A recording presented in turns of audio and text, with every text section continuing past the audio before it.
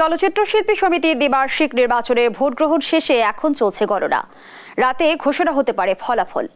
এর আগে ভোট ঘিরে তারকা শিল্পীদের পদচারণায় মুখর হয়ে ওঠে এফডিসি প্রাঙ্গণ। সার্বিক পরিবেশে সন্তোষ জানান প্রার্থী ও ভোটাররা। আরও জানাচ্ছেন জুবায়ের রাজিন।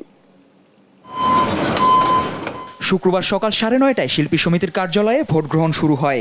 দুপুরে বিরতি দিয়ে সন্ধ্যা 6:30 পর্যন্ত চলে ভোট গ্রহণ। এর আগে সকাল থেকে নায়ক নায়িকা সহ শিল্পীরা আসতে থাকে এফডিসি প্রাঙ্গণে। তবে সকালে ভোটার উপস্থিতি কম থাকলেও সময় বাড়ার সঙ্গে সঙ্গে এফডিসি প্রাঙ্গণ হয়ে ওঠে তারকায় পরিপূর্ণ।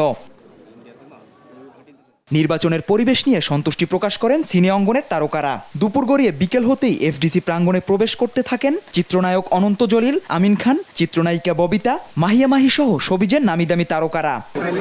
পরিবেশ খুবই ভালো এবং আমার কাছে একদম স্টার্টিং থেকে শুরু করে এখন এই পর্যন্ত পুরোপুরি এখনো ঢুকতে পারিনি, বাট যতটুকু এসছে আমার কাছে মনে হয় যে খুবই সুষ্ঠু এবং সুন্দরভাবে নির্বাচন হচ্ছে। এবং নির্বাচনের পরিবেশ নিয়ে সন্তুষ্টি প্রকাশ করেন দুই প্যানেলের প্রার্থীরা। যাকেই ফোন করে যার কাছে ভোট চাই সেই তো বলে যে ভোট দিব। এখন বাকিটা দেখা যাক, ভোটারদের উপরে নির্ভর করবে, কারণ কেউ এখনো পর্যন্ত হতাশ করেনি। সবাই বলছে যে ইনশাল্লাহ ভোট দিব।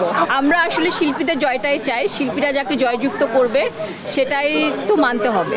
মিশা সওদাগর এবং দীপজল সাহেবের প্যানেল, এই প্যানেলটি যদি জয়যুক্ত হয় তাহলে ইন্ডাস্ট্রির জন্য, আমাদের চলচ্চিত্র শিল্পীর জন্য অনেকটাই উপকার বয়ে আনবে। এবার প্রধান নির্বাচন কমিশনার হিসেবে দায়িত্ব পালন করছেন প্রযোজক খোরশেদ আলম খসরু।